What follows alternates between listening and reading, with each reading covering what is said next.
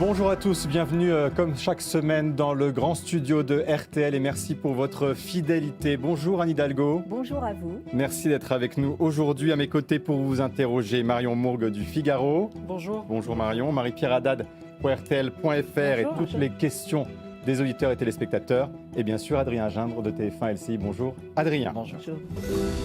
Alors Anne Hidalgo, François Hollande était monsieur 3% dans les sondages quelques mois avant d'être élu. Ça ne l'a donc pas empêché d'être président. Aujourd'hui, vous êtes à votre tour un peu madame 5%. Est-ce que vous pensez vraiment, Anne Hidalgo, pouvoir faire ce qu'on peut appeler une Hollande ? D'abord, de quoi parlez-vous ? D'une mesure de l'opinion qui serait 6 mois avant une élection, avec des sondages qui seraient là, jour après jour, pour dire quoi ? Moi, je me souviens des sondages au moment des régionales, où on nous prédisait quasiment la veille du premier tour que le PS perdrait toutes ses régions sauf une, que La République En Marche gagnerait une région, que le Rassemblement National gagnerait les autres. Rien de tout cela ne s'est produit. Alors vous savez, je pense que ce qu'a fait par exemple Ouest France, grand quotidien français, est plutôt une très bonne chose. C'est de dire, il vaut mieux payer des journalistes, aller sur le terrain, éclairer, parce donc que vous, c'est ne regardez jamais les sondages. C'est à ça que sert, en tous les cas, vous les pas avez tels regardés qu'ils au moment de sont l'élection aujourd'hui. municipale, là où vous les évoquez, vous Oui, les mais invoquez à il l'époque. disait aussi des choses qui n'étaient pas tout à fait en rapport avec ce qui s'est passé. Donc vous savez, moi, ce que je regarde, c'est surtout ce que vivent les Françaises et les Français. Ce que j'ai essayé de construire depuis 1 an, c'est une force politique qui appuie une candidature, ma candidature, social-démocrate assumée, écologiste assumée, pour apporter une alternance à notre pays. Vous dites social-démocrate. Socialiste aussi, je suis socialiste, mais je préfère le définir comme ça parce que c'est la définition que je me suis donnée depuis plus de 20 ans. On va y revenir. Et donc, moi, ce qui m'importe, c'est ce que vivent aujourd'hui les Françaises et les Français, c'est de faire le diagnostic du pays, c'est d'aller à leur rencontre et c'est de faire des propositions. Il y a des journalistes qui vont aussi sur le terrain, Anne Hidalgo. J'espère qu'ils seront encore plus nombreux à y aller. C'est toujours le cas. D'autres études ont été faites indépendamment des sondages. C'est la fondation Jean Jaurès. C'est une fondation sérieuse qui dit que la moitié des électeurs potentiels qui pourraient voter pour vous choisiraient dès le premier tour Emmanuel Macron. Alors est-ce que ça ne veut pas dire que, encore dans l'électorat de gauche, Emmanuel Macron est finalement le candidat qui s'impose ? Alors 6 mois avant, commencer à nous parler du vote utile, c'est quand même assez étrange. Pour vous, ça ne traduit pas quelque chose. Là encore, je vous ferai exactement la même réponse. En 2017, il y a eu une explosion du paysage politique. Emmanuel Macron a gagné, le bloc de gauche s'est effondré, le bloc de droite s'est déstabilisé et on vit depuis 5 ans avec une situation qui est quand même une situation très compliquée sur le plan politique. La gauche, le Parti socialiste, a mis du temps, c'est encore difficile de se relever et de porter une ambition. Voilà, c'est pas grave, c'est du verre et ça porte bonheur. Voilà. Et donc, il y a cette situation à gauche qui nécessite de reconstruire quelque chose. Cette reconstruction, moi, je suis allée voir si elle était possible et comment elle était possible et avec qui elle était possible. Est-ce qu'il y a une envie d'Hidalgo dans cette campagne ? Est-ce que ça, vous le sentez ? Je pense qu'il y a une envie de justice sociale, que nos concitoyens n'en peuvent plus, d'être méprisés, d'être maltraités comme ils le sont aujourd'hui, d'avoir un pouvoir central, celui d'Emmanuel Macron, qui dirige tout seul. Ce gouvernement les méprise. Écoutez, il y a des décisions qui sont prises tous les jours dans le social, dans la façon dont on traite les plus modestes. Vous savez, ce gouvernement a été très très dur avec les plus modestes et en revanche, il a été quand même très souple, du mépris ? Et notamment sur les questions sociales. Vous savez, quand on voit le niveau des salaires aujourd'hui en France, quand on voit que, sorti de cette pandémie, la première chose à laquelle pense le gouvernement, c'est continuer à supprimer des lits dans les hôpitaux, à ne pas mettre les moyens pour que notre système hospitalier, qui a tenu grâce à ces agents hospitaliers, ces infirmières et ces médecins, c'est là le mépris. Eh bien, c'est du mépris. Tout ça, c'est du mépris. Et donc, il faut effectivement une autre proposition politique. C'est celle que je suis en train de construire. Mais il y a une envie d'Hidalgo. Vous diriez qu'il y a une envie d'Hidalgo dans le pays ? Écoutez, c'est pas comme ça que ça se passe. Et évidemment que l'homme ou la femme providentielle, chaque fois qu'on s'est, d'ailleurs c'est toujours l'homme, chaque fois que notre pays s'est emballé, soi-disant pour l'homme providentiel, ça s'est toujours mal terminé. Une dynamique dans une campagne, c'est important. La Aujourd'hui, dynamique, on ne la sent je pas la forcément. crée et nous avons 6 mois pour la créer. Nous sommes au début d'une campagne qui n'a pas encore démarré véritablement, puisqu'il manque encore, par exemple, le candidat du pôle républicain de droite que nous ne connaissons pas encore. A priori, et c'est donc pas les mêmes électeurs. la dynamique, non, mais c'est la dynamique et le débat dans le pays va se faire avec toutes ces forces politiques-là. Anne Hidalgo, Et donc, vous dites... je vais créer cette dynamique et pas toute seule, parce que un homme ou une femme tout seul, ça ne fait pas grand-chose. Vous dites, je on parle pense qu'il beaucoup vaut d'hommes mieux... providentiels. Vous sentez, parce que vous l'invoquez aussi, vous l'avez évoqué ces derniers temps, de la misogynie dans cette campagne à votre rencontre ?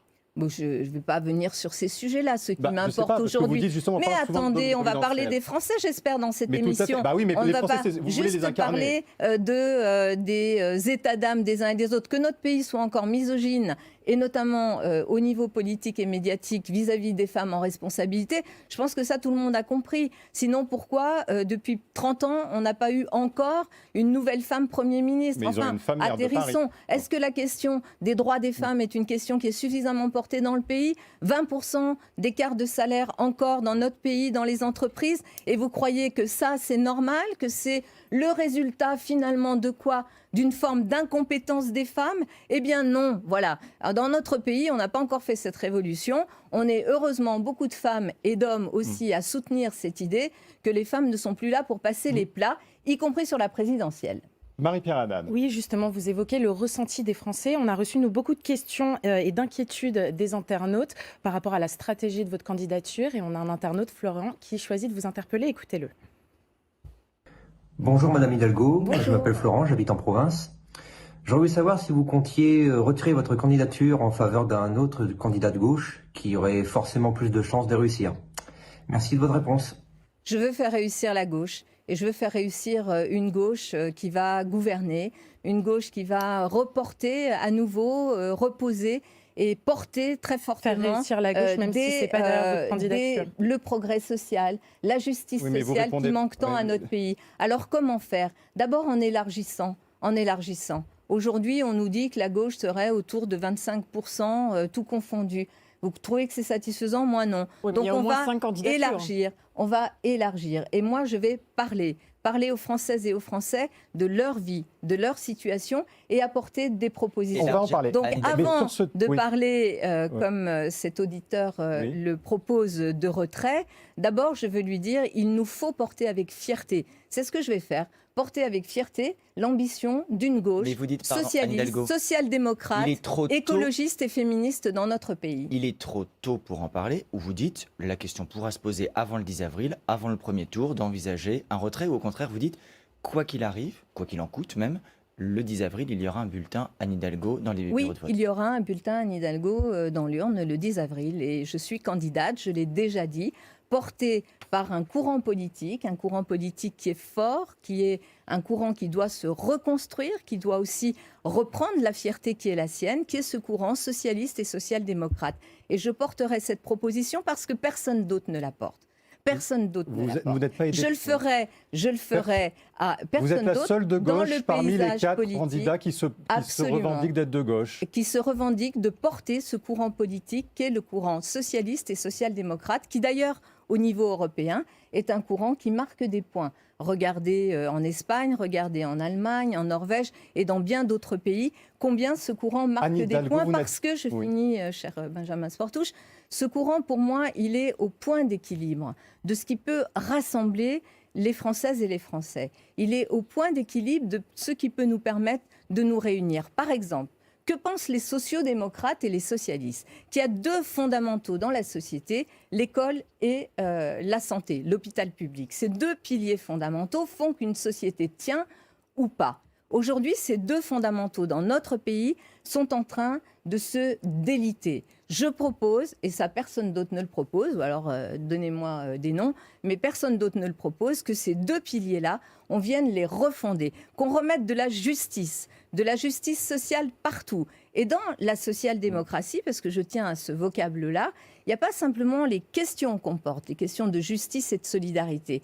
Il y a aussi une question de méthode. Dans les social-démocraties, on ne gouverne pas tout seul. Il y a aussi des questions aussi de concrètes, et on va y venir, sur les médecins, sur les infirmiers. Mais tout de même, vous n'êtes pas aidé par vos amis. François Hollande qui dit hier, il n'y a pas d'incarnation qui permet d'avoir l'espérance d'être au second tour aujourd'hui pour la gauche. Voilà ce qu'il dit. Il n'y a pas d'incarnation. Et on va le construire. Donc, mais est-ce que vous pensez, quand il dit ça, il laisse entendre que vous ne pouvez pas l'incarner. Moi, vous savez, on laisse entendre et on interprète et on surinterprète et on ça vous fait plaisir d'entendre ce genre de choses ? Mais je vais vous dire, moi, François Hollande dit aussi des choses qui vont nous être utiles. Et le sujet, c'est pas aujourd'hui ni le bilan de François Hollande, ni la position de François Hollande. Le sujet aujourd'hui, c'est que toutes celles et ceux, bien sûr, et je suis très heureuse que d'ailleurs, il voit avec beaucoup de bienveillance ma candidature. Je veux vous dire ici que le sujet important, c'est de construire cette offre politique nouvelle à partir de tout ce que l'on a appris ces derniers temps et pour créer une alternative aussi, à Emmanuel Macron, parce que 50 plus d'Emmanuel Macron, c'est la déstabilisation assurée. Ça veut dire quoi la déstabilisation ? Ça veut dire du conflit social. Ça veut dire à nouveau du conflit social. Ça veut dire à nouveau 50 gilets jaunes ou d'une autre forme de contestation sociale.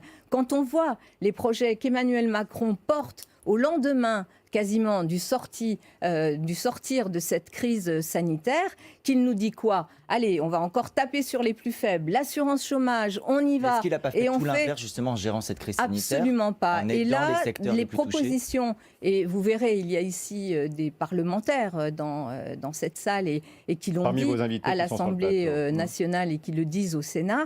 Quand vous prenez par exemple le projet de loi sur la sécurité sociale, qui ne tient absolument compte, y compris des annonces qu'il a faites. Il avait annoncé 19 milliards d'euros pour l'hôpital, vous vous en souvenez ? Il y avait 13 milliards pour des recrutements, du salaire, du fonctionnement. Et puis, il y avait 6 milliards pour de l'investissement. Ça ne figure même pas dans le projet de loi de financement de la sécurité sociale. Alors, je vous le dis... vous entendra peut-être et il répondra pour vous. Vous dites j'espère qu'il répondra, mais surtout aux parlementaires qui disent ce que je viens de dire là. Donc oui, ce qu'a fait Emmanuel Macron, c'est d'être très très dur avec les Françaises et les Français, les plus nombreux d'ailleurs, les classes moyennes, les catégories populaires, et en revanche d'être extrêmement ouvert et insistant, parce qu'il a cru à cette théorie du ruissellement à laquelle personne ne croit, parce que ça n'existe pas. On va venir sur le social, ruissellement. mais il y a une préoccupation chez les Français qui est celle de la sécurité, et notamment avec toutes les attaques nombreuses et répétées de ces derniers jours contre les policiers. Adrien Gindre. Là, c'est encore le cas à Savigny, en région parisienne, où on a découvert des affiches extrêmement violentes, où on appelle à couper la tête de policiers, à violer des policiers en échange d'une prime. Comment vous expliquez-vous ce déchaînement de violence qui vise les forces de l'ordre ? Est-ce que le politique a une prise sur ça ? Est-ce que vous, présidente, ce serait différent d'Emmanuel Macron, président ? Je veux tout d'abord dire aux policiers, aux policières qu'ils sont pour nous indispensables. Ce sont des piliers de la République. Je crois à la police républicaine, à une police respectée par la population. Et leur rôle est absolument indispensable à nos côtés. Donc je veux leur dire tout mon soutien et aussi mon admiration pour le travail qu'ils font parce qu'ils risquent leur vie pour nous, pour la sécurité de nos concitoyens. Alors, qui est responsable de la ces situation aujourd'hui, quelle est-elle ? D'abord, on n'a pas pris la mesure du fait qu'il fallait des policiers et des policiers plus nombreux. Donc, il y a une espèce de rattrapage. Il y a eu des créations de postes sous le quinquennat d'Emmanuel Macron. Oui, mais qui ne sont pas là parce qu'il y avait eu beaucoup de suppressions de postes, parce que ce sujet n'a été pris en considération que lorsque les policiers et leurs organisations syndicales ont commencé à dire « ça suffit, prenez-nous au sérieux, on n'est pas assez nombreux ». Et donc oui, il faut beaucoup plus de policiers, des policiers mieux formés. Combien ? Il faut aller vers des recrutements supérieurs à ce que l'on a aujourd'hui et assurer... J'ai pas un chiffre là. On va évidemment plus de 10 000. Il faut il faut sur plusieurs années. Il faut du recrutement et il faut surtout un continuum. Il faut surtout un continuum entre la police nationale et les polices municipales. Il Est-ce que faut vous dites que ce soit un continuum qui permette d'assurer la police de Y proximité. compris en armant les polices municipales dans ce cas? Non, la police nationale armée et les polices municipales au choix et à la délibération des maires, parce que je crois beaucoup à la démocratie locale. Donc vous, Mais présidente, les je- polices municipales pourront être armées ou non? Parce que celle de Paris n'est pas armée. Je reviens sur... écoutez, ce n'est pas le sujet de la police armée ou Est-ce pas que- armée Ah bah, au tout de niveau même. des polices municipales. Anne Hidalgo, On est en train de continuum, parler de c'est la important. police nationale et du continuum. Anne Hidalgo, est-ce que sur Ce cette, qui ne sur va cette non, question attendez, je termine. d'insécurité, est-ce Ce que vous qui dites ne qu'il y a va un problème pas- d'insécurité aujourd'hui en France? Alors, il y a un problème d'insécurité, je vais y revenir. Mais il y a surtout un problème, c'est qu'on n'a pas remis, ce gouvernement n'a pas du tout cru à la police de proximité. Parce que la police de proximité, ça voulait dire immédiatement, dès 2017, plus d'effectifs sur place, des policiers qui puissent effectivement être présents, ce qui n'est pas le cas, avec plus de moyens. Tous les maires le savent. J'étais à... Donc vous dites qu'il faut réorganiser aussi la police, plus de moyens. et les J'étais mettre à sur le terrain. proximité de Dijon, des commissariats dans lesquels il n'y a plus personne. Il n'y a pas un policier dans des commissariats et pourtant ça a été Mais ils sont où créé alors ces et ça policiers a quand vous été dites qu'ils sont pas sur le inauguré. Donc il faut des effectifs. Vous exagérez La un peu, deuxième- Hidalgo. C'est-à-dire que là, vous dites qu'il y a des commissariats qui sont vides. Absolument, bien sûr. Mais où, Il y a- par exemple? Eh bien, j'étais à proximité de Dijon avec Thierry Falconet.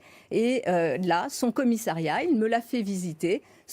Le maire de cette commune, le commissariat était un commissariat vide, dans lequel il n'y a personne. Il a été Et comment il inauguré l'expliquait, en grande pourquoi pompe. Ouais. C'est un commissariat dans un quartier politique de la ville et personne à l'intérieur. Et il y a des exemples comme cela partout en France. Donc oui, il faut une police de proximité, ce qui n'a pas du tout été le choix fait par ce gouvernement.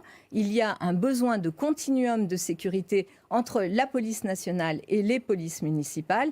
Et il y a un problème de sécurité. Alors le problème de sécurité, Oui. C'est-à-dire la dans police de notre proximité, pays, pardon, celle qu'on a connue sous Lionel Jospin. C'est par vous laissez exemple, retour. et ça, je pense que cette doctrine, ce point d'appui qui était celui d'une politique de sécurité appuyée sur une police républicaine ancrée dans les territoires, pour moi, c'est un élément fondamental si l'on veut aussi rétablir, Mais on a parce du qu'on mal à l'a vu comprendre. parfois, que le rapport police-population peut être parfois extrêmement compliqué. On a du mal à Donc, comprendre. Vous dites qu'il y a un problème d'insécurité, mais il ne faut pas forcément armer les polices municipales. Comment elles font alors? Eh bien, d'abord, vous avez la police nationale, et c'est d'abord sur la Et police vous dites qu'il en nationale manque. républicaine qu'il faut insister, miser avec plus de policiers, avec plus de formation pour ces policiers et avec un Et accompagnement avec de plus ces de policiers. vidéosurveillance, Anne Hidalgo. La vidéosurveillance et la vidéoprotection, vous savez, moi je pense qu'elle est très utile. En tous les cas, je l'ai fait aussi à Paris et j'ai absolument pas de sujet tabou. On a L'opposition mis vous reproche aussi- d'en faire peu, justement, Écoutez, à Paris. l'opposition, elle reproche tout. Donc moi, c'est les faits, madame. hein. Les faits sont là. Donc vous Et jugez je qu'il y n'ai en a pas de assez à Paris. sujet avec Mais vous n'êtes pas dans cela. le peloton de Et tête des villes surtout, équipées de vidéosurveillance.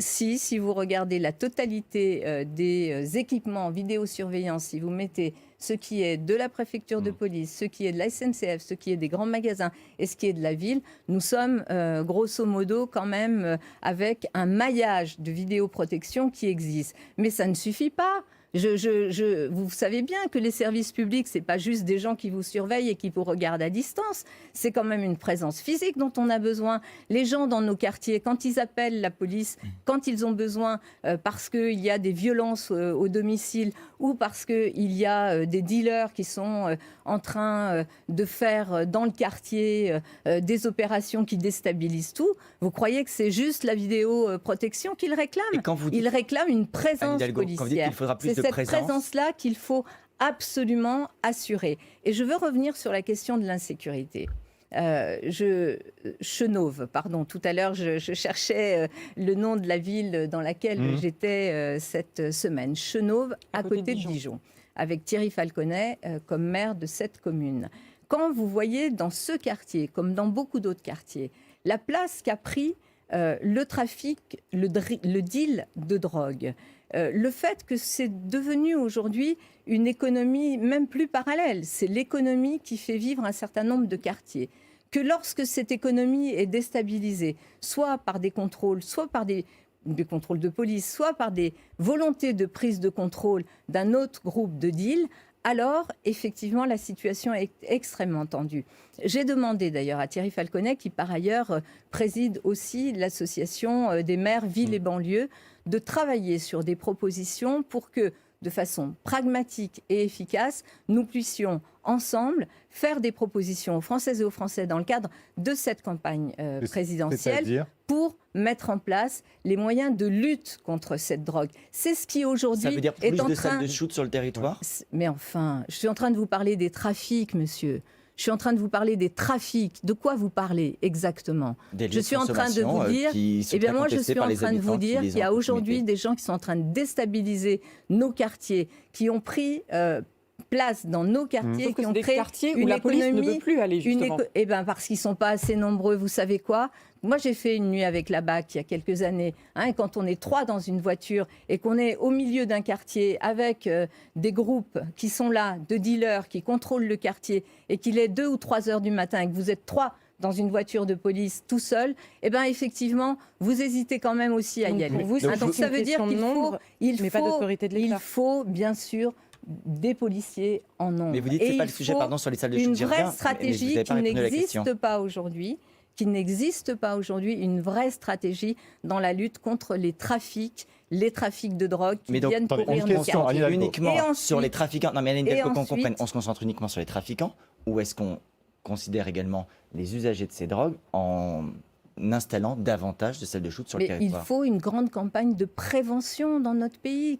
Est-ce que vous avez vu depuis Qu'est-ce que ça combien veut de temps dire n'avez-vous pas vu de campagne de prévention sur la question des risques liés à la drogue? Bah, il y en a C'est eu quoi? plein là récemment, Annie Quand Hidalgo, sur le cannabis. Sur dans le les cannabis, dans les, quand là, dans les Quand dernières semaines.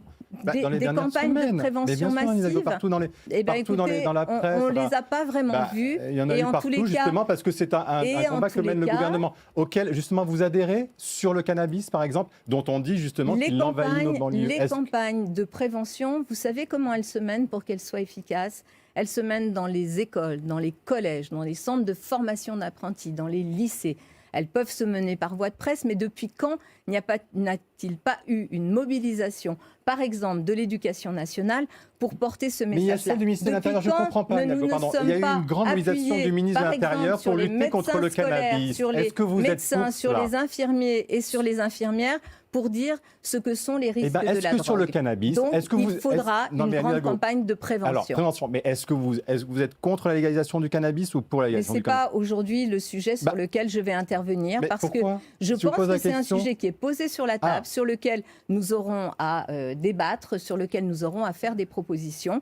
Mais moi, mon point de vue, il est très clair.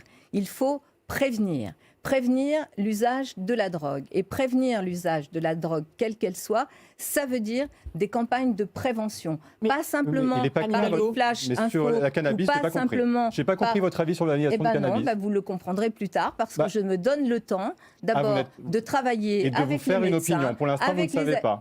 J'ai une opinion, mais j'attends d'avoir cette discussion avec les addictologues, avec les médecins, avec Mais les quelle jeunes. est-elle? Est-ce que avec, pour l'instant vous êtes pour la toutes celles et légalisation? ceux- Anne Hidalgo, est-ce que pour l'instant vous êtes Je pour... suis pour une grande campagne de Bon, mais on ne prévention saura pas. Anne Hidalgo, sur la Marion question Mourgue. On a parfois l'impression des drogues. que la maire de Paris et la candidate Hidalgo ne se parlent pas. Le problème de la drogue est un problème important à Paris. Les riverains s'en plaignent.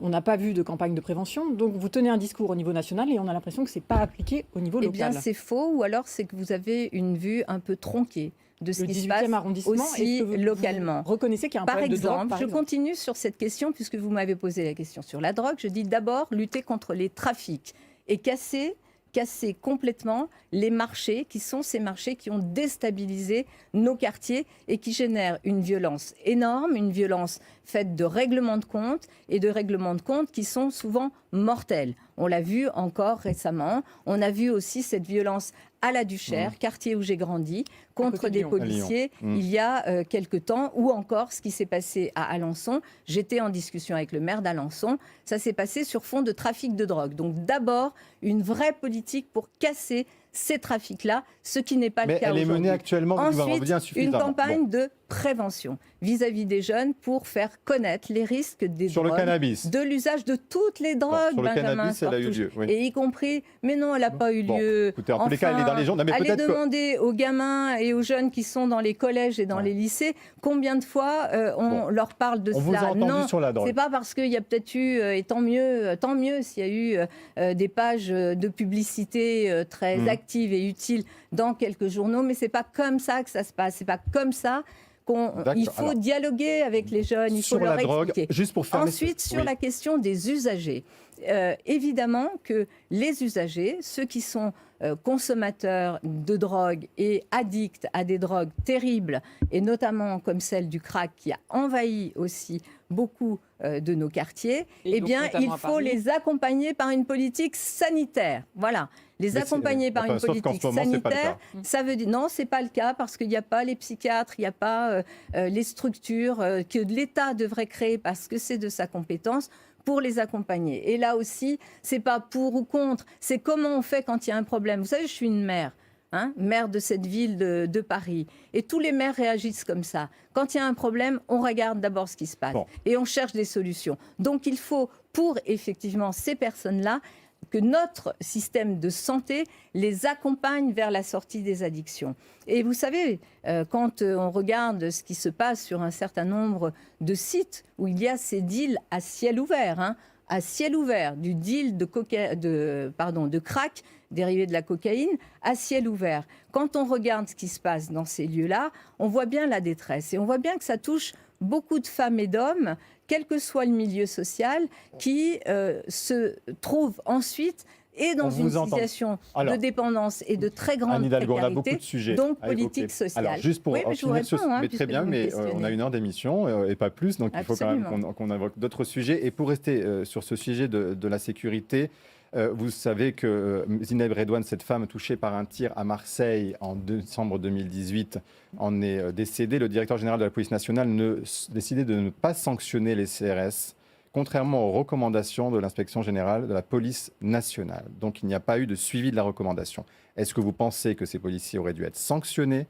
Est-ce que vous pensez que c'est de la responsabilité du ministre de l'Intérieur?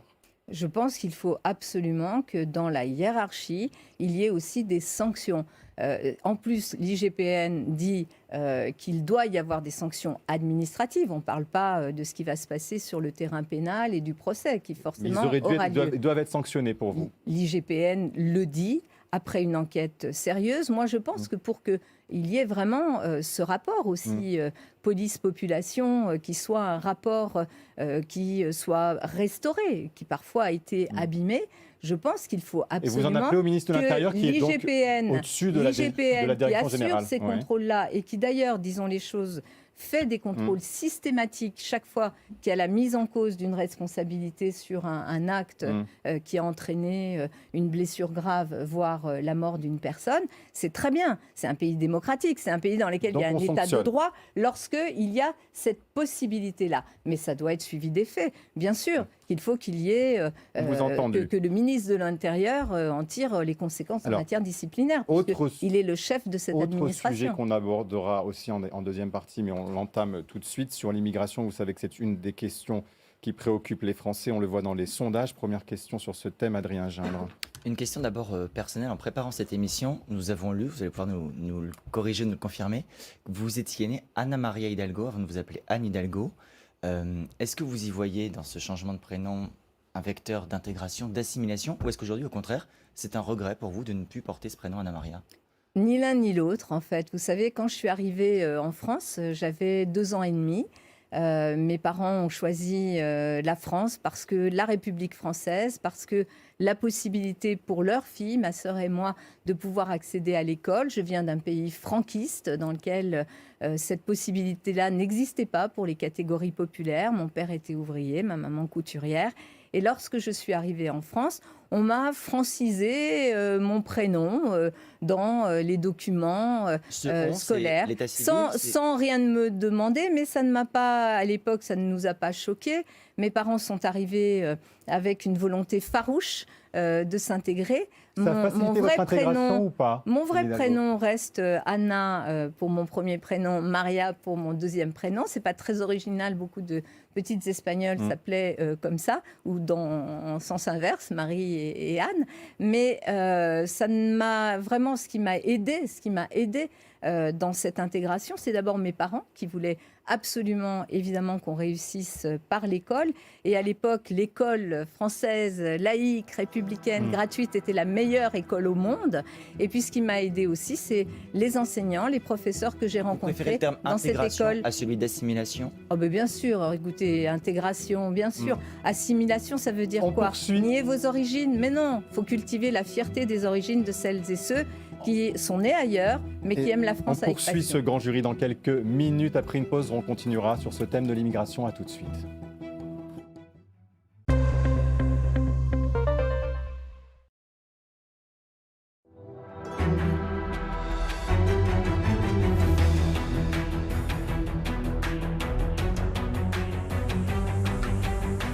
Suite du grand jury RTL Le Figaro LCI. Invitée aujourd'hui, la maire de Paris, candidate à l'élection présidentielle, Anne Hidalgo.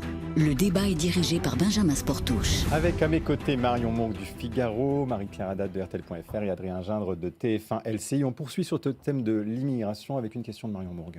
Qu'est-ce que vous faites si vous êtes élue présidente? Est-ce que vous naturalisez? On estime qu'il y a 300 000 clandestins, en tout cas c'est ceux qui perçoivent l'aide médicale d'État. Est-ce que vous naturalisez l'ensemble? D'abord, de quoi on parle quand on parle d'immigration? 276 000, un peu plus, titres de séjour chaque année. Une immigration dans ces 273 000 titres, beaucoup d'étudiants. C'est plutôt une chance pour notre pays de pouvoir s'appuyer sur des étudiants qui après deviennent des vrais ambassadeurs d'une relation franco-autre pays. Mais les travailleurs clandestins, soyons plus sur les travailleurs clandestins. Vous avez un chiffre de travailleurs clandestins, vous connaissez des données D'accord, là-dessus. mais Moi, ce que je sais, c'est qu'il y a aujourd'hui 36 000 à peu près Alors, personnes oui. qui sont celles qui demandent à avoir le droit d'asile, qu'il y a 12 000 personnes qui sont celles qui obtiennent un titre au titre du regroupement familial. Alors, je vais vous dire une chose sur l'immigration. D'abord, ce qui a fait la grandeur du pays, c'est de pouvoir intégrer, grâce d'ailleurs à cette République très intégratrice, pas assimilationniste, mais très intégratrice, grâce à l'école notamment. Mais est-ce qu'on peut le faire d'avoir dignement pu encore aujourd'hui? intégrer, oui madame, parce que nous sommes la France, voilà. Et parce que ce sont nos valeurs. Et que moi, je veux porter ces valeurs-là. Et je veux dire, avant toute chose, avant de répondre plus amplement à vos questions, à ces millions de Françaises et de Français qui ont une origine étrangère. On dit qu'il y a environ 6,4 ou 7 millions de personnes qui sont d'origine étrangère, mais 4,3 millions qui sont vraiment étrangères. Les autres, ça peut être de la double nationalité. Eh bien, je dis à toutes ces femmes et à ces hommes, à toutes celles et ceux qui, comme moi, dont les parents ont choisi de venir participer aussi à l'économie du pays. Je pense aux années 60, 70, 80, même au-delà, à toutes ces personnes, qu'elles aient la fierté de leurs origines. Voilà, la fierté de leurs origines. On ne quitte pas son pays de gaieté de cœur.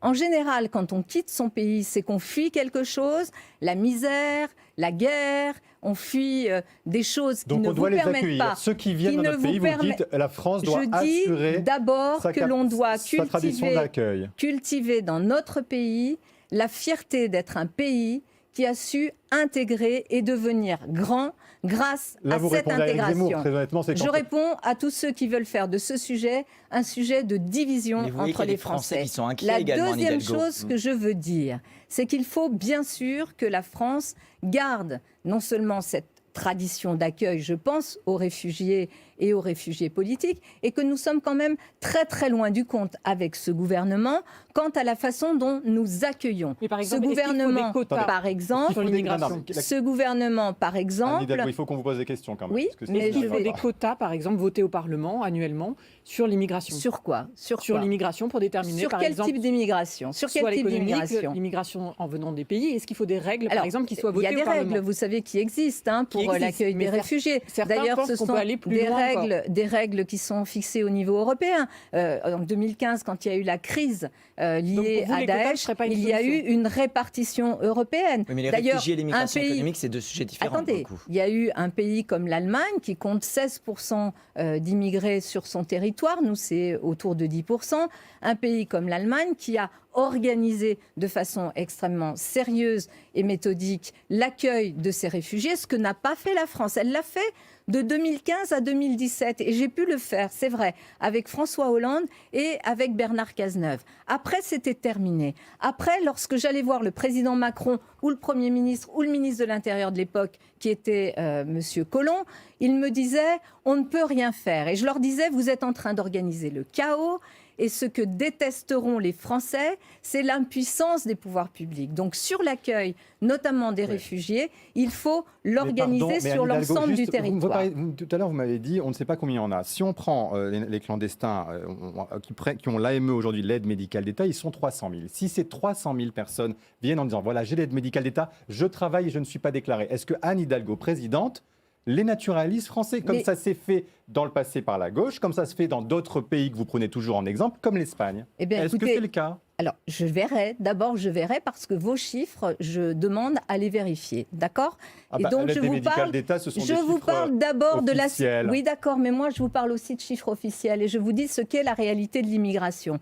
La réalité de l'immigration, c'est d'abord organiser l'accueil des réfugiés. Mais il n'y a pas besoin sur de la restreindre question l'accueil. économique, sur la question de l'immigration économique. Vous croyez vraiment qu'on va arriver à s'en sortir sans qu'il y ait une immigration économique qui continue à venir dans notre pays?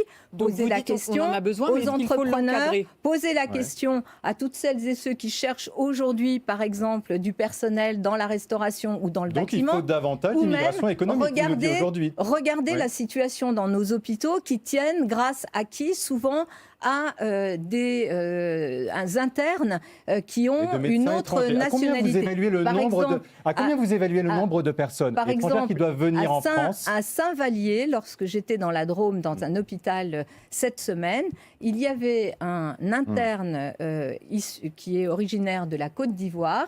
Et en fait, la question de l'hôpital tient aujourd'hui, et il est menacé de fermeture. Et tout le monde se tourne vers ce jeune médecin interne parce que s'il reste, ça permet justement à l'hôpital de ne pas puisque fermer. vous avez parlé aux Alors je ne vais pas vous combien donner de faut-il- chiffres parce quelle est- que je voilà, travaille quelle est sérieusement, l'immigration cher économique Benjamin nécessaire? Sportouche. Et sur ce sujet, comme sur les autres, d'abord, on pose le sujet et on pose les différentes catégories sur lesquelles il faut agir. Donc je vous écoute, j'ai presque envie de vous renvoyer la question.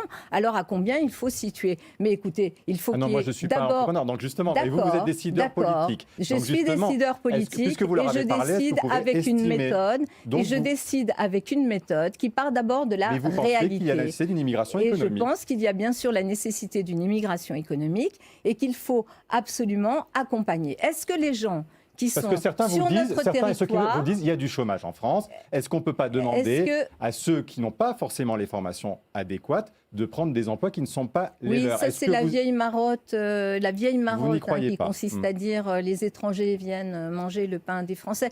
Ils viennent aussi contribuer à la fabrication du pain des Français et c'est plutôt une très bonne chose parce que c'est la France. C'est la France, c'est pas cette vision desséchée et étriquée d'un pays qui se replierait sur lui-même, dans une Europe qui serait une Europe forteresse, à un moment où les grands défis mondiaux nous obligent évidemment non seulement à dire où sont nos valeurs, et nous sommes un pays d'accueil, nous sommes le pays dans lequel toutes les déclarations des droits humains ont été proclamées, y compris la dernière en date, qui est presque une déclaration des droits humains, l'accord de Paris sur le climat. Donc oui, il faut Est-ce que continuer vous aimeriez à débattre de ces maintenir sujets-là cela. avec Éric Zemmour? Est-ce que vous, Anne Hidalgo, vous aimeriez débattre de ces sujets-là puisqu'il les met sur la table? Il dit tout l'inverse de ce que vous dites aujourd'hui. Écoutez, Éric Zemmour occupe l'espace médiatique, politique, d'une façon d'ailleurs éhontée, j'espère, je lance un appel au CSA, que le CSA jouera aussi son rôle par rapport aux excès de langage qui frisent Vous estimez souvent, qu'actuellement, il le fait qui pas, le frise CSA, de jouer son pas rôle? suffisamment. Il vient de rappeler CNews sur une histoire de sondage bidonné, mais il faut aussi rappeler au respect des temps de parole sur le paysage audiovisuel français, et il faut aussi rappeler les gens lorsqu'ils sortent de simplement le débat d'opinion pour aller vers quelque chose qui s'appelle très clairement le négationnisme, le racisme et l'antisémitisme. Et là, il faudrait quand même que tout le monde se réveille. Mais c'est-à-dire parce que vous demandez au garde des Sceaux de poursuivre, le mais vous réveil demandez dans au garde 6 des mois, Sceaux de ça va être trop Non mais tard. Anne Hidalgo, Ça va qu'est-ce que être vous trop demandez tard. très concrètement? Est-ce que vous demandez au ministre de la Justice de le poursuivre pour cela? Parce que Écoutez, c'est ce que demande Arnaud Montebourg. Est-ce que oui, vous le et ben demandez? moi, ce que je demande, c'est qu'effectivement, sur des propos, lorsque ces propos sont des propos qui ne relèvent pas de l'opinion, mais bien d'un délit, parce que dans notre pays, d'ailleurs, il ne s'y trompe pas, hein, Zemmour, il veut supprimer la loi Guesso, celle qui a créé le délit de négationnisme. Donc, le fait est qu'il y a des gens qui sont débattre d'accord avec M. Zemmour, avec ses ça préoccupations. ne veut rien dire. M. Zemmour ne débat pas. M. Zemmour assène des Mais contre-vérités, qu'est-ce que vous voulez dire assène demain des messages de haine, des messages racistes, des messages antisémites, quand même. Anne Hidalgo, vous dites... La personne qui vient sur un plateau et que personne ne va dans la rue pour manifester et qui vous explique que le général de Gaulle et Pétain, c'est la même chose parce que Pétain a été un sauveur des Juifs dans notre pays et il n'y a pas une manif de au moins 10 000 ou 200 000 personnes dans les rues de nos villes.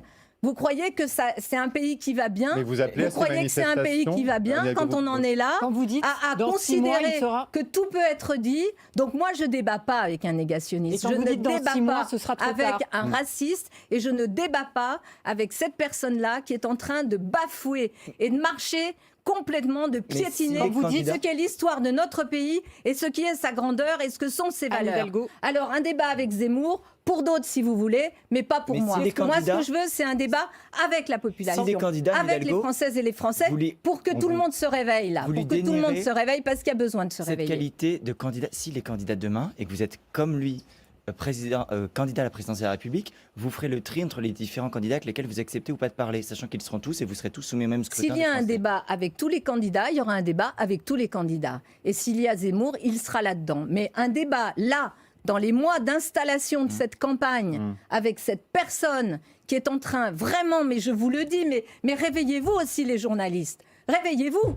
Enfin, Mais il y a des Français qui réveillez-vous, sont- il y a des Français qui réveillez-vous, vous partagent voyez ce qui est à ce l'œuvre diagnostic. dans notre pays. Mais Je Anne Hidalgo, regardais Anne avant de Hidalgo, venir attendez, ici. on va retrouver notre temps, mais juste, on n'a pas... Je veux vous dire Non, une mais chose. on entend, mais Je vous re- pouvez non, pas mais mettre vous en n'avez accord. pas Juste une entendu ce que je vais question. dire. On entend votre Allez-y. colère, mais je vous pose la question, est-ce qu'il ne représente rien, Éric Zemmour, aujourd'hui, quand on voit qu'il y a des gens qui vont à ces meetings? Est-ce que pour vous, il ne représente rien? C'est ça la question aussi. Alors, il représente sûrement un courant Oui. d'une droite, d'une extrême droite Et de française. Il représente un courant politique, peut-être, c'est vrai. Mais c'est la facilité que de nous expliquer depuis quelques mois qu'il représente quelque chose, donc on lui laisse un espace. Écoutez, réveillez-vous. Je lisais un tweet de Thomas Wider, qui est un journaliste qui Notre collègue de correspondant Berlin, du Monde en Allemagne, et qui dit « Ça fait 5 ans que je ne vis plus en France et je suis atterré. J'ai passé, dit-il, la journée à regarder des chaînes d'infos en continu, au passage, qui n'existent pas en Allemagne, et je suis atterré par la nature du débat. » Et ben moi, je vais vous dire, il y a des Français, quand je les rencontre, alors bien sûr, c'est pas là où on va d'habitude, et il n'y a pas grand monde qui Mais va les qu'est-ce que voir. vous dites aux Français qui Eh bien, veulent voter pour lui quand aujourd'hui? les gens viennent me voir, vous savez ce qu'ils me disent? Ils me disent on est dégoûté, Mais on Anne a envie de Hidalgo, jeter on notre aimerait poste de comprendre. télé tellement qu'on en a marre Mais de ce en qu'on nous Allemagne, la assène social-démocratie est au pouvoir, Anne journée. Hidalgo. C'est pas du tout la même situation politique. En Allemagne, la social-démocratie va avoir un chancelier au pouvoir et il n'y a pas d'extrême droite. On va pas comparer Il y l'Allemagne avait et une la France. extrême droite. Il y L'AfD avait fait une de tout extrême petits droite. scores en comparaison du elle Rassemblement a fait des national. plus gros scores à une certaine époque, sauf que vous voyez, à une certaine époque, bien avant cette élection, quelques mois avant l'élection qui a permis la victoire d'Olaf Scholz, d'ailleurs que personne ne voyait, puisqu'il était quand même très discrédité, eh bien, il y a eu une élection dans laquelle le thème de l'immigration, 16% d'immigrés en Allemagne, 10% en France, ce thème n'a pas été un thème de la campagne présidentielle. Je ne dis pas qu'il ne faut pas Anne Hidalgo, parler on des aimerait comprendre ce que solutions. vous dites. Je ne dis pas qu'il ne faut Marion pas Moore. parler Anne des Hidalgo. solutions. Oui, Marion Moore. Mais ce J'aimerais juste vous qui poser est une en question. train, je finis, ce qui Oui. est en train de se passer autour d'Éric Zemmour est dangereux d'abord pour notre démocratie et pour notre Justement, République. Alors, vous Marion dites Moore, Donc, réveillez-vous. Vous dites dans 6 mois, ce sera trop tard. Qu'est-ce que vous laissez entendre? Vous laissez entendre qu'Éric Zemmour peut être élu président de la République. Qu'est-ce que vous voulez dire? Bah, évidemment, si on continue à lui laisser open bar sur des médias en Non, mais racontant attendez, aussi n'importe quoi. On donne aussi la parole à ceux qui, visiblement dans l'opinion, ont aussi un écho dans leurs idées. Mais est-ce que vous, quand vous dites il faut aller manifester, il faut descendre dans la rue, c'est-à-dire que vous dites aux Français, à votre camp, aux socialistes, d'organiser des grandes manifestations, je ne comprends pas ce que vous Vous ne comprenez voulez. pas. Oui, Eric, Je suis en train de dire que, quand même, Vous dans lancez cet notre appel pays, il y a quelques années, des propos comme ceux de Zemmour auraient été prononcés sur une antenne, publique ou pas publique, il y aurait eu des manifestations. Est-ce que vous Et appelez-vous, aujourd'hui, mais en même temps, est-ce que il vous n'y en a appelez pas. vous Donc moi j'appelle à un mener sursaut, pas à une une mobilisation. manifestation, cher Benjamin Sportouche. par rapport à J'en Éric appelle Zemmour. à ce que cette élection présidentielle soit une vraie élection présidentielle, avec un vrai débat, et pas un débat sur, pardon, mais j'allais dire un gros mot, mais sur cette candidature d'un guignol, mais c'est un guignol qui est en train de porter notre pays vraiment dans une situation qui ne correspond en rien à ses valeurs, et on est là à s'arrêter tous de vivre, à s'arrêter de respirer. Mais moi, je veux que le débat de cette élection présidentielle porte véritablement sur la vie des Françaises et des Mais Français. Marie-Pierre Haddad vous On a n'a posé pas une encore question. parlé du sujet du travail. Bon, bah, on n'a pas justement, mais encore là, parlé oui, mais de bon, la pour question de l'instant, la c'est vrai qu'on a santé. du mal à vous On n'a arrêter pas sur encore Éric Zemmour. parlé Vous êtes des la gauche retraites. est au On n'a rendez-vous, pas c'est parlé vous. d'écologie. Et oui, mais bon, il faut qu'on puisse aussi vous poser des questions. Mais justement, puisque vous parlez de Saint-Vallier, où vous êtes allé récemment, vous avez fait des visites là-bas, et il y a eu une vidéo que vous avez faite qui a beaucoup fait parler sur les réseaux, Marie-Pierre Haddad. Oui, donc vous êtes devant un distributeur de tickets de TER, donc un train express régional, et vous critiquez la présence de ces machines au détriment de la présence humaine. Voici la vidéo. Eh oui. Bon, alors, je suis à la gare de Saint-Vallier. Je peux vous dire une chose. D'abord, c'est très beau Saint-Vallier, mais quand les machines remplacent les humains, ça va pas, quoi. Je veux vraiment du service public avec des humains, des fonctionnaires et pas des machines. C'est beaucoup mieux pour notre équilibre collectif dans le pays. Merci. Oui, je veux du service Et donc, public. juste, je reprends ma question, parce que je n'ai toujours pas posé ma question. Quand sinon, on c'est un regarde meeting. les réponses à votre tweet sous cette vidéo, on voit qu'il y a plusieurs critiques, même parfois des moqueries de la part des internautes. Donc pour eux, en fait, pour résumer, vous découvrez la vie quotidienne des Français, et certains vous rétorquent, mais à Paris, il y a aussi des machines dans les stations de métro, et donc moins de personnes.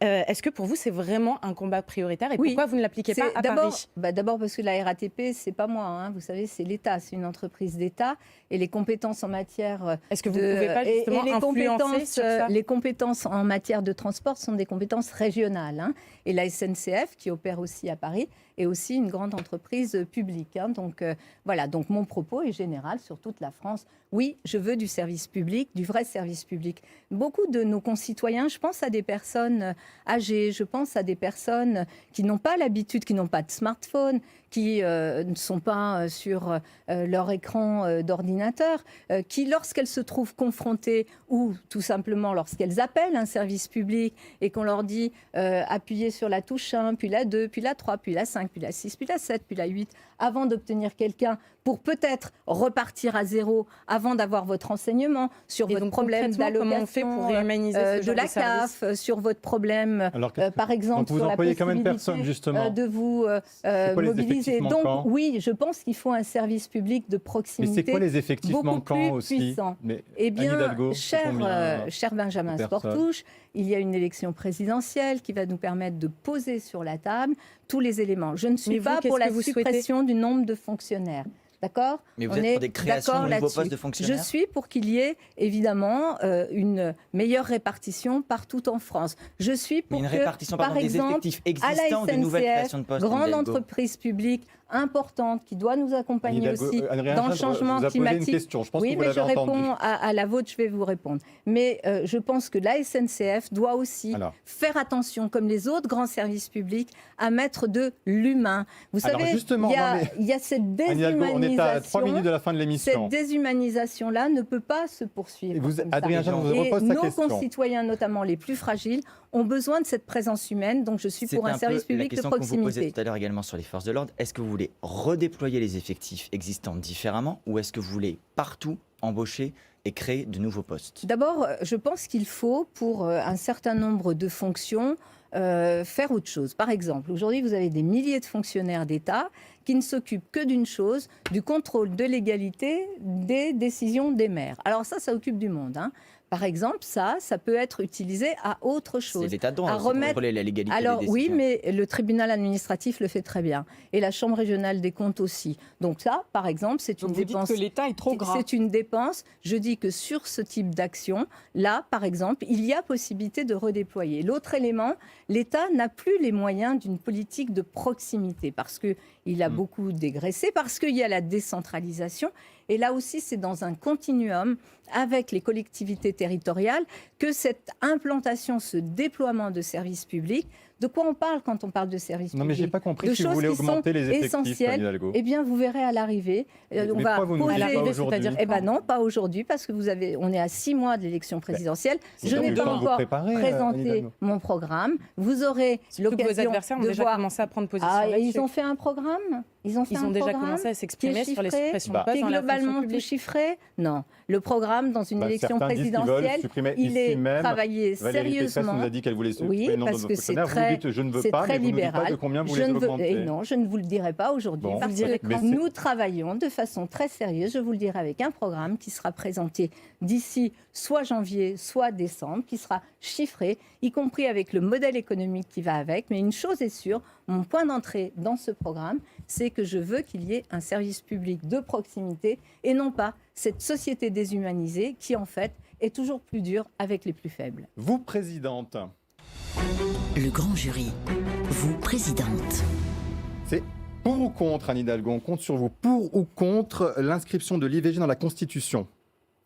Oui, je pense que c'est Bon. très important. Elle est garantie, mais quand on voit des C'est pour ou contre, émours vous m'avez dans le dit pour. paysage Ouais. politique, C'est on vous se qui dit y qu'il vaut revenez, Anne mieux, Hidalgo. il vaut mieux la sécuriser.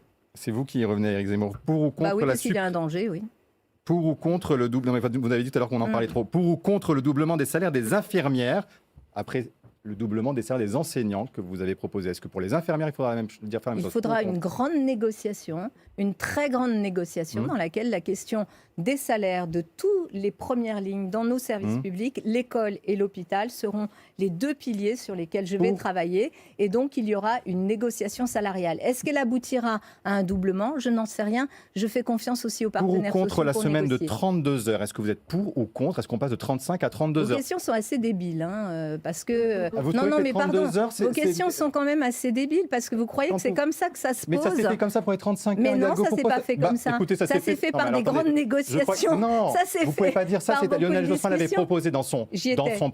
j'y étais, Bah, j'y écoutez, on étais. a aussi de la mémoire Oui, collective bah oui. et une mémoire Mais politique non, et non, mais collective. pardon, Les 35 heures a été proposé. Est-ce que Anne Hidalgo, candidate, proposera les 32 heures par semaine ou Je pas? ne C'est ça la proposerai question. pas les 32 heures, mais je laisserai les organisations syndicales et les Eh bien, vous voyez, entreprises c'est clair. Je ne pense pas que ce soit proposer aussi débile. ces En tous les cas, il n'y a 32 pas de heures. réponse Si, c'est débile. un Il n'y a peu pas de débile, pardon, question parce que débile. Vous franchement, trouvez que si ça c'était élève le aussi débat politique de caricatural. qualifier les questions de débiles, Anne Hidalgo? Pardon Vous dites que le débat politique n'est pas de qualité suffisante à Non, vos yeux, c'est vrai. et vous qualifiez d'un adjectif débile Oui. une question qui vous est posée. Ben oui, parce que c'est pas comme Il y a ça. beaucoup de gens Moi, qui se posent ces présidente, questions. c'est pas. Vous savez, vous jouez pas au dé. Mais- C'est pas oui Non, ou mais non. parfois, c'est bien d'avoir il des faut convictions claires et accepter. d'avoir des projets Oui, mais clairs. il faut C'est accepter. ce que les gens veulent, des réponses Oui, concrètes, vous le bien savez. sûr. Et Ce que parfois, veulent les gens, c'est pas c'est parce que aussi c'est savoir simple comment on va s'y prendre. que C'est ce n'est pas pas simple, clair. c'est réducteur, c'est très différent. savoir Et les C'est 35 très heures, c'était réducteur, Anne Hidalgo? Eh ben, Les écoutez, 35 heures, c'était Eh réducteur? bien, ça ne s'est national pas fait comme ça parce qu'il y avait une méthode. Et la méthode, c'est quoi? Il y avait un J'y objectif. reviens. Il y avait un objectif de 35 heures. réduction du temps de travail. Cet objectif de réduction du temps de travail est un objectif de progrès social. Donc, et il j'y vous semble adhère, toujours j'y pertinent. adhère et c'est toujours pertinent. Mais comment on fait? C'est quoi la méthode? C'est pas en disant pour ou contre. Vous voyez bien que si on pose les choses comme ça, eh bien, on ne fait pas bouger la société. On ne permet pas aux syndicats, on ne permet pas C'est ce qu'avait aux pensé citoyens. Lionel Jospin en son Non, temps. On c'est poursuit. faux, c'est faux. Bon, Anne C'est Hidalgo une les loi dans dit. laquelle il y a eu beaucoup de Bon, négociations. Pour ou contre, est-ce que vous pour ou contre l'abandon des projets d'autoroutes qui sont en cours actuellement? Est-ce que ça vous paraît est-ce que vous poursuivez, vous, présidente, ces projets d'autoroutes, ou vous dites stop aux projets d'autoroutes qui sont en cours Je dis actuellement? que c'est aux collectivités locales Très de bien. pouvoir en discuter, et bien sûr avec un ministre des Transports, mais bon, je ne vais pas reprendre le vocable, mais quand même. Et pour et contre de nouvelles lignes de TGV?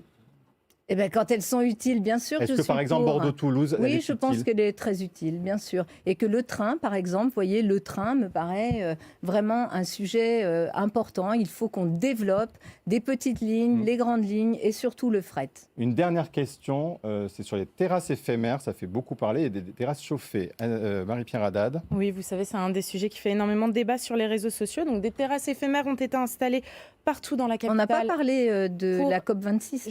Je finis juste sur ma question, s'il vous plaît. Pour Merci aider les beaucoup, je pense, sur restaurateurs d'autres qui sont sujets. impactés par la crise du Covid, elles doivent être enlevées, ces terrasses éphémères, dès demain. Sur RTL, le chef Yves Cantebord parle, lui, d'un espace vital qui doit être pérennisé. Est-ce que vous comptez les garder, ces terrasses éphémères à C'est Paris? moi qui les ai créées. C'est moi qui les ai créées, les terrasses éphémères à Paris, et je pense Est-ce que que du c'est coup, quelque elles chose de resteront très avec bien. Elles ont été créées Et- dans un contexte particulier. Oui, et Est-ce on que justement, répond dans aujourd'hui, vous un continuez cadre de droit, puisque l'occupation de l'espace public répond à des règles de droit qui ne se définissent pas par oui ou Est-ce par que non. vous allez des sanctionner les règles. restaurateurs qui vont les maintenir?